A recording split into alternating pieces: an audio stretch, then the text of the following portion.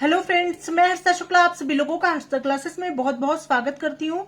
Friends, आज मैं UP DElEd fourth semester के गणित विषय से बहुत ही महत्वपूर्ण टॉप 10 प्रश्नों का क्विक रिवीजन लेकर के हाजिर हुई हूँ। यहाँ पर मैंने सभी चैप्टर्स के सबसे महत्वपूर्ण प्रश्नों को सम्मिलित किया है और ऐसे ही मैं आप लोगों के लिए कई पार्ट्स लेकर के आ चुकी हूँ। सभी वीडियोस की लिंक मैं इस वीडियो के डिस्क्रिप्शन बॉक्स में दे दूंगी। ठीक है फ्रेंड्स, तो बिल्कुल बेहतरीन तैयारी के लिए हर्षिता क्लासेस से जुड़ना ना भूलें।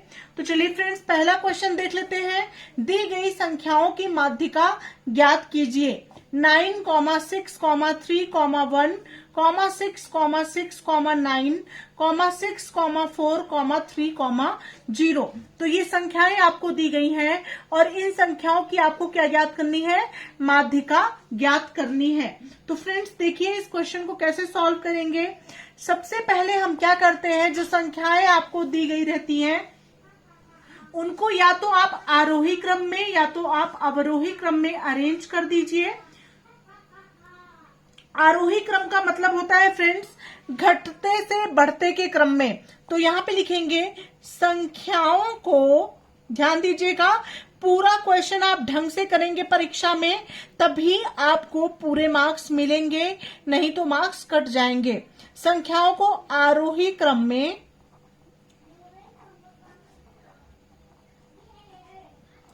लिखने पर, संख्याओं को आरोही क्रम में लिखने पर, आरोही क्रम का मतलब होता है सबसे पहले सबसे छोटी संख्या, मतलब सबसे छोटी संख्या है आपकी 0 आप लिख लिए। 0 के बाद इससे बड़ी संख्या आपकी कौन सी है? 1 है, 1 आप लिख लेंगे। 1 के बाद इससे बड़ी संख्या आपकी कौन सी है? 3 यहाँ पे है, 3 यहाँ पे है, ठीक है, और कहीं 3 है? नहीं है, तो 2 बार आप 3 लिख लेंगे, ठीक है। और 3 के बाद इससे बड़ी संख्या कौन सी है? इससे बड़ी संख्या आपकी 4, तो आप 4 लिख लेंगे। 4 के बाद आपकी इससे बड़ी संख्या कौन सी है? ये 6, 6, 6, ये 3 बार 6 है, तो 3 बार आप 6 लिख लेंगे, ठीक है। और यहाँ पे ये चौथी बार 6 है, तो ये 4 बार आप 6 लिख लेंगे। और 6 के बाद इससे बड़ी संख्या आपकी कौन सी है? ये है आपका 9 और ये है आपका 9, तो 2 बार आप 9 9 लिख लेंगे, ठीक है। तो ये आपकी संख्याएं किस ऑर्डर में हो गई? आरोही क्रम में हो गई, ठीक है। अब आरोही क्रम में ये संख्याएं हो गई। अब देखेंगे कि कितनी संख्याएं हैं। तो 1, 2, 3, 4, 5, 6, 7, 8, 9, 10, 11 संख्या है, ठीक है। 11 संख्या है। 11 मतलब क्या है? कुल पद कितने हैं? कुल पद बराबर है 11, ठीक है। 11 कैसी संख्या होती है? 11 एक विषम संख्या होती है, ठीक है। 11 जो होती है एक विषम संख्या होती है, क्योंकि 11 2 से डिविजिबल नहीं होता, इसलिए एक विषम संख्या है। और जब संख्याएं विषम हो तो माध्यिका निकालने का फॉर्मूला क्या होता है? माध्यिका बराबर होता है n+1/2 पद, ठीक है। ये होता है, ये आपका फॉर्मूला हो गया। अब आप लिखेंगे यहां पे माध्यिका बराबर n की जगह क्या हो गया? 11 हो गया, धन 1/2 और पद, ठीक है। तो 11 धन 1 बराबर 12/2 पद, तो 12/2 पद हो गया। 2 छंग 12, छठवां पद। और छठवें पद का मान क्या है? यहाँ पे आप देख लीजिए जो संख्या है आरोही क्रम में आप लिखे थे, पहला पद, दूसरा पद, तीसरा पद, चौथा पद, पांचवा पद, छठा पद। तो छठे पद का मान क्या है? 6 है। तो यहाँ पे छठवां पद क्या है? छठवां पद बराबर है 6, अतः माध्यिका क्या हो जाएगी? 6 हो जाएगी। यही हो जाएगा आपका आंसर, ठीक है। छठवें पद का मान जो भी आएगा, यहाँ पे 1, 2, 3, 4, 5, 6, छठवें पद पे अगर यहाँ पे 7, 8, 9, 10 कुछ भी होता, 23, 24, 25, तो वही आपका आंसर होता। यहाँ पे छठवें पद पे 6 ही है, इसलिए माध्यिका आपकी 6 आ गई और यही आपका आंसर हो गया। अब बढ़ते हैं अगले प्रश्न की तरफ। नेक्स्ट क्वेश्चन नंबर 2 पर आते हैं फ्रेंड्स। बहुत ही अच्छा प्रश्न है, आपकी परीक्षा में पूछा जाने वाला प्रश्न है। ऐसे ही प्रश्न आपकी परीक्षा में पूछे जाते हैं। तो दूसरा क्वेश्चन है, यदि 24 सेंटीमीटर ऊंचाई वाले जो मैं प्रश्न करा रही हूं, एक कॉपी बना लीजिए और इन्हीं प्रश्नों को आप नोट करते चलिए। जितने भी पार्ट्स में मैं आप लोगों को एग्जाम तक कराऊंगी, सभी पार्ट्स को आप लोग नोट करते चलेंगे, क्योंकि सभी चुनिंदा प्रश्न है। इसमें से कोई भी प्रश्न अलग से नहीं है। जो प्रश्न आपकी परीक्षा में कठिन से सरल, जैसा भी प्रश्न आपकी परीक्षा में पूछा जाएगा, सभी प्रकार के प्रश्न मैं आप लोगों को करा रही हूँ। कठिन भी प्रश्न सम्मिलित कर रही हूँ और सरल भी प्रश्न सम्मिलित कर रही हूँ, ताकि कैसे भी प्रश्न आए लेकिन आप लोगों का बैक ना आने पाए, सभी को 25 में से 25 अंक की प्राप्ति हो। तो यहाँ पे प्रश्न है फ्रेंड्स, यदि 24 सेंटीमीटर ऊंचाई वाले एक लंब वृत्तीय शंकु का आयतन 1232 सेंटीमीटर स्क्वायर है, तो त्रिज्या कितनी होगी? पाई का मान यहाँ पे दिया गया है 22/7 दिया गया है। ठीक है, तो फ्रेंड्स यहाँ पे क्या शंकु का आयतन आपको, यहाँ पे आपको क्या दिया गया है? शंकु का आयतन आपको दिया गया है। शंकु का आयतन क्वेश्चन में दिया गया है। शंकु का आयतन का फॉर्मूला क्या होता है? शंकु का आयतन का फॉर्मूला होता है 1/3 पाई r स्क्वायर h होता है। ठीक है, यही होता है शंकु का आयतन। तो देख लीजिए इसमें क्या क्या चीजें दी गई हैं। यहाँ पे आपको ऊंचाई यानी h का मान आपको दिया गया है। h का मान आपको दिया गया है। ठीक है, और आपको r की वैल्यू निकालनी है। r स्क्वायर यहाँ पे दिया गया है, r की वैल्यू आपको निकालनी है। तो यहाँ पे शंकु का आयतन आपको दिया गया है 1232 सेंटीमीटर स्क्वायर। 1232 बराबर 1/3 गुणे पाई की जगह आपको 22/7 लिखना है, क्वेश्चन में दिया गया है, गुणे r स्क्वायर और गुणे h आपको दिया गया है 24 सेंटीमीटर। ठीक है, इस तरह से तो इसको आप लिख लेंगे। 3 एकन्नम 3 हो गया, 3 अठे हो गया आपका 24। ठीक है, अब आप किस तरह से क्वेश्चन सॉल्व करेंगे? r स्क्वायर बराबर हो गया 1232 और गुणे 7 बटे 24 गुणे 22 है ना, यहाँ पे 22 गुणे 8। ठीक है, इस तरह से हो गया। ये 22 गुणे 8 मतलब 1232 के पास जब 7 जाएगा तो ये भाग के रूप में है, इधर जाके ये गुणा के रूप में हो जाएगा। कोई भी संख्या जो है जब गुणा के रूप में हो, यहाँ भाग के रूप में होगी, जब इक्वल के उधर ले जाएंगे तो वो गुणे के रूप में हो जाएगी, और जो संख्या गुणे के रूप में होती है वो भाग के रूप में हो जाएगी। जैसे 7 आपका भाग के रूप में है तो 1232 के बगल गया तो गुणे के रूप में हो जाएगा, और 22 और 8 क्या है? गुणा के रूप में है, डिवाइड के रूप में नहीं है, गुणा के रूप में है। तो 22 गुणे 8 यहाँ पे डिवाइड के फॉर्म में आ गया। ठीक है, अब यहाँ पे करेंगे फ्रेंड्स 2 एकन्नम 2, 2 एकन्नम 2 और यहाँ पे 2 छंग 12, 2 एकन्नम 2, 1 3 और 2 छंग 12। ठीक है, 2 छंग 12, 2 एकन्नम 2, 1 3, 2 छंग 12, 616 हो गया। और यहाँ पे हो गया फ्रेंड्स आपका, यहाँ पे अब 2 चौके 8। ठीक है, और यहाँ पे हो गया 2 तिया 6। ठीक है, 2 तिया 6 और 0 2 अठे 16। ठीक है, अब यहाँ पे ये हो गया। अब ये हो गया 2 दूना 4 और 2 एकन्नम 2। ठीक है, 2 एकन्नम 2, 1 3 और 2 पंचे 10, 2 चौके 8। ठीक है, अब उसके बाद इसको डिवाइड करेंगे। 2 एकन्नम 2, 2 सत्ते 14, 1 15 और 2 सत्ते 14 यहाँ पे हो गया। ठीक है, अब 11 सत्ते हो गया आपका 77। r स्क्वायर बराबर 7 गुणे 7 हो गया। तो r स्क्वायर बराबर हो गया फ्रेंड्स, r स्क्वायर बराबर 7 गुणे 7, तो r बराबर हो गया 7 सेंटीमीटर, और यही हो गया आपका आंसर। मतलब शंकु की त्रिज्या कितनी हो गई? 7 सेंटीमीटर हो गई। यही आपका आंसर आ गया। बढ़ते हैं अगले प्रश्न की तरफ। बात करते हैं अगले महत्वपूर्ण क्वेश्चन नंबर 3 की। एक शंक्वाकार टंकी की ऊंचाई 60 सेंटीमीटर और आधार का व्यास 64 सेंटीमीटर है, तो तिर्यक ऊंचाई आपको बतानी है। शंक्वाकार टंकी की ऊंचाई यानी h आपको दिया गया है 60 सेंटीमीटर, और व्यास कितना दिया गया है?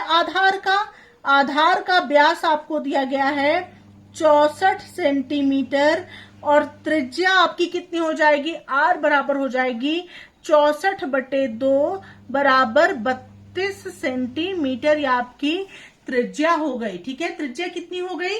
32 सेंटीमीटर हो गई। और शंकु की तिर्यक ऊंचाई आपको ज्ञात करनी है। तिर्यक ऊंचाई, शंकु की तिर्यक ऊंचाई L बराबर हो जाएगा √h² प्लस r²। ठीक है, ये हो गया। अब L बराबर हो जाएगा √60 का स्क्वायर और प्लस r का स्क्वायर हो जाएगा आपका 32 का। ठीक है, 32 का स्क्वायर। ठीक है, 60 का स्क्वायर धन 32 का स्क्वायर हो गया। ठीक है, अब इसको करेंगे सॉल्व। L बराबर हो जाएगा 60 का स्क्वायर हो जाएगा 3600। ठीक है, और धन 32 का स्क्वायर कितना हो जाएगा? 32 गुणे 32 कर दीजिए। 2 दूना 4, 2 तिया 6, 3 दूना 6, 3 त्रिका 9, 4 6 6 12, 2 हासिल 1, 9 1 10, 1024। 32 का स्क्वायर कितना आ गया? 1024 आ गया। अब L बराबर हो जाएगा फ्रेंड्स यहाँ पे √ ये हो जाएगा 4624 हो गया। अब L की वैल्यू आपकी आ जाएगी 68 सेंटीमीटर और यही हो जाएगा आपका आंसर। होप आप लोगों को ये क्वेश्चन भी अच्छे समझ में आ गया होगा। बढ़ते हैं अगले प्रश्न की तरफ। नेक्स्ट क्वेश्चन नंबर 4 है, एक लंब वृत्तीय शंकु के आधार का व्यास 4 सेंटीमीटर तथा उसकी ऊंचाई 23 सेंटीमीटर है। शंकु की तिर्यक ऊंचाई कितनी होगी? तो फ्रेंड्स, शंकु का व्यास आपको दिया गया है। शंकु का व्यास बराबर दिया गया है 4 सेंटीमीटर है। ठीक है, और क्या दिया गया है? ऊंचाई दी गई है। तो त्रिज्या कितनी हो जाएगी शंकु की? पहले ये देख लीजिए। त्रिज्या बराबर हो जाएगी व्यास बटे 2। ठीक है, तो बराबर 4 बटे 2 बराबर 2 सेंटीमीटर त्रिज्या हो गई। ठीक है, और उसके बाद ऊंचाई कितनी हो जाएगी? ऊंचाई बराबर हो जाएगी 23 सेंटीमीटर। ठीक है, ऊंचाई है उसकी 23 सेंटीमीटर। और शंकु की तिर्यक ऊंचाई आपको ज्ञात करनी है। शंकु की तिर्यक ऊंचाई L बराबर हो जाएगी √h² प्लस r का स्क्वायर। ठीक है, तो L बराबर हो जाएगा h का स्क्वायर मतलब 23 का स्क्वायर। ठीक है, और प्लस r का स्क्वायर मतलब 2 का स्क्वायर। ठीक है, अब यहाँ पे L बराबर हो जाएगा 23 का स्क्वायर बराबर हो जाएगा आपका 529 और धन 2 का स्क्वायर बराबर हो जाएगा 4। ठीक है, 529 और 4 कितना हो जाएगा? L बराबर हो जाएगा √533। ठीक है, 533 सेंटीमीटर। और 533 सेंटीमीटर जो है जब बाहर निकलेगा तो ये हो जाएगा आपका 23.08 सेंटीमीटर। ठीक है, यही आपका आंसर हो गया। होप आप लोगों को ये क्वेश्चन भी अच्छे समझ में आ गया होगा। बढ़ते हैं अगले प्रश्न की तरफ। नेक्स्ट क्वेश्चन नंबर 5 है, एक खोखली बेलनाकार नली जो लोहे की बनी है 20 सेंटीमीटर लंबी है तथा इसके बाहरी और आंतरिक व्यास क्रमशः 8 सेंटीमीटर और 6 सेंटीमीटर हैं। इस नली के बनने में प्रयुक्त लोहे का आयतन कितना होगा? पाई का मान दिया गया है 22/7। ठीक है, तो यहाँ पे आपको दिया गया है बेलन का बाहरी और आंतरिक व्यास आपको दिया गया है 8 सेंटीमीटर और 6 सेंटीमीटर है। तो बाहरी व्यास आपको 8 सेंटीमीटर दिया गया है, तो बाहरी व्यास से आप क्या निकाल लेंगे? बाहरी त्रिज्या बराबर व्यास बटे 2। ठीक है, त्रिज्या हमेशा क्या होती है? व्यास की आधी होती है। तो 8/2 बराबर 4 सेंटीमीटर हो गई। उसके बाद आंतरिक व्यास आपको दिया गया है 6 सेंटीमीटर है, तो आंतरिक त्रिज्या बराबर हो जाएगा आंतरिक त्रिज्या बराबर व्यास बटे 2 और बराबर 6/2 बराबर 3 सेंटीमीटर। ठीक है, आंतरिक त्रिज्या बराबर हो जाएगा 3 सेंटीमीटर। ठीक है, अब क्या है फ्रेंड्स, अब यहाँ पे आपको दिया गया है कि ऊंचाई 20 सेंटीमीटर है। ऊंचाई कितनी है? 20 सेंटीमीटर लंबी है। तो तो यहाँ पे लिखेंगे ऊंचाई बराबर 20 सेंटीमीटर आपको दिया गया है। अब आपको क्या निकालना है, इस नली के बनाने में प्रयुक्त लोहे का आयतन कितना है, इस नली के बनाने में प्रयुक्त लोहे का आयतन कितना है। तो फ्रेंड्स यहाँ पे क्या हो जाएगा,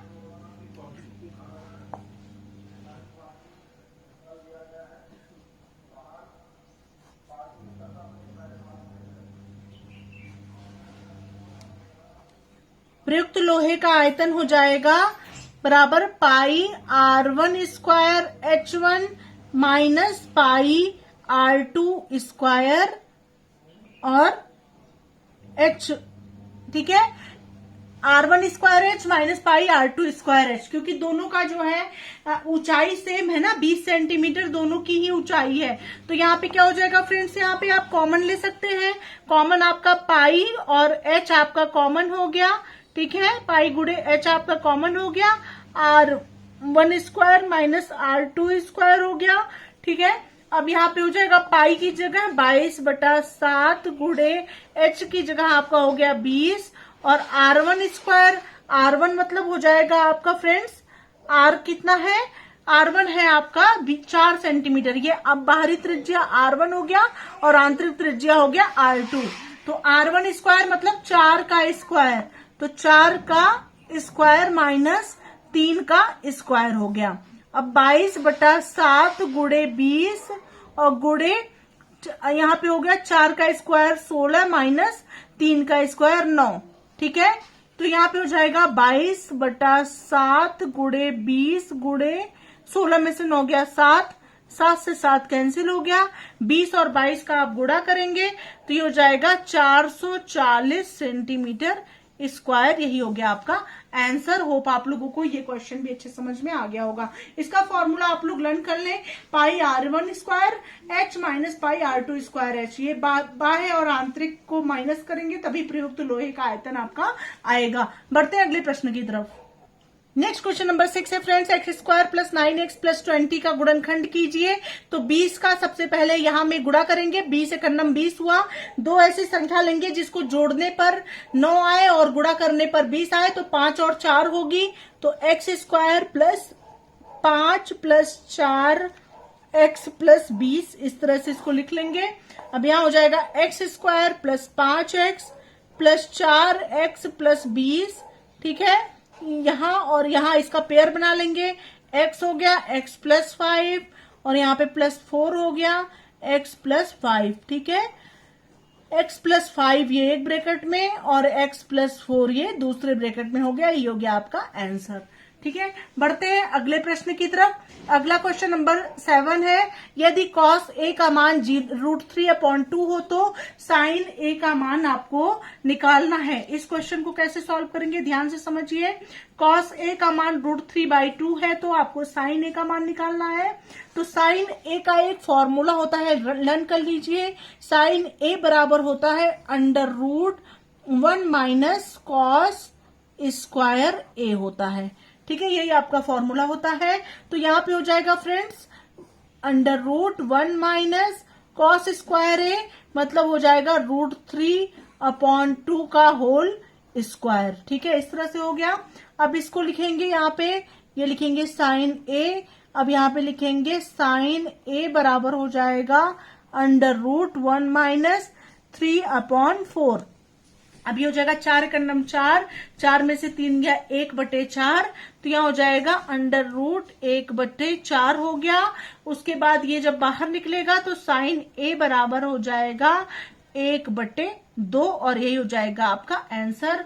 होप आप लोग को ये क्वेश्चन भी समझ में आ गया होगा। बढ़ते हैं अगले प्रश्न की तरफ।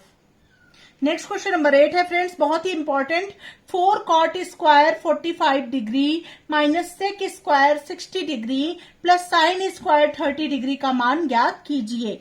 तो cot 45 डिग्री का मान आप रख देंगे सबसे पहले, 4 मल्टीप्लाई cot 45 डिग्री का मान होता है 1 का स्क्वायर माइनस sec 60 डिग्री का क्या मान होता है, sec 60 का मान होता है 2 और sec स्क्वायर है तो यहां हो जाएगा 2 का स्क्वायर, प्लस साइन 30 डिग्री का मान क्या होता है, साइन 30 डिग्री का मान होता है 1/2 का होल स्क्वायर हो जाएगा, क्योंकि साइन स्क्वायर 30 डिग्री है। ठीक है, अब यहां हो जाएगा 4 मल्टीप्लाई 1 माइनस 2 का स्क्वायर 4 प्लस 1/4। ठीक है, अब यहां हो जाएगा 4 माइनस 4 प्लस 1/4। ठीक है, इस तरह से हो गया।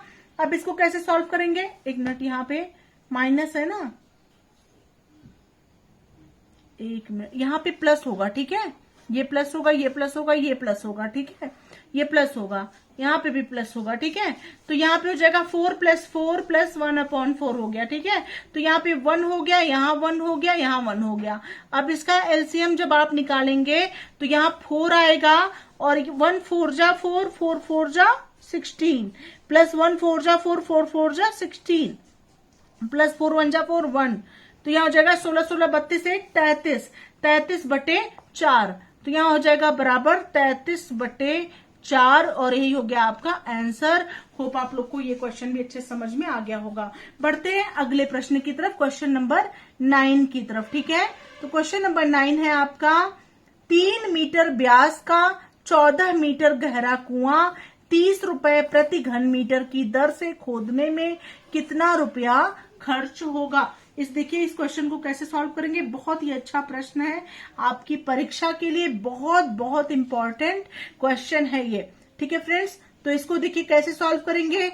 तो कुएं का जो है व्यास कितना है, व्यास बराबर है 3 मीटर। ठीक है, व्यास बराबर 3 मीटर है, तो कुएं की त्रिज्या कितनी हो जाएगी। सबसे पहले जब व्यास दिया गया है तो आप त्रिज्या निकालेंगे। त्रिज्या बराबर होता है व्यास का आधा, व्यास बटे 2 होता है, मतलब 3/2 मीटर आपकी हो गई त्रिज्या। ठीक है, 3/2 मीटर आपकी क्या हो गई, त्रिज्या हो गई। अब आपको क्या करना है, यहाँ पे ऊंचाई आपको दिया गया है, ऊंचाई आपको दिया गया है 14 मीटर। ठीक है, अब यहाँ पे हो जाएगा, यहाँ पे कुआं क्या होता है, बेलनाकार होता है ना, कुआं क्या होता है, बेलनाकार होता है, यानी कुएं का आयतन कुआं क्या होता है, बेलनाकार इसका आकृति होता है। तो बेलन का आयतन का फॉर्मूला क्या होता है, पाई r स्क्वायर h।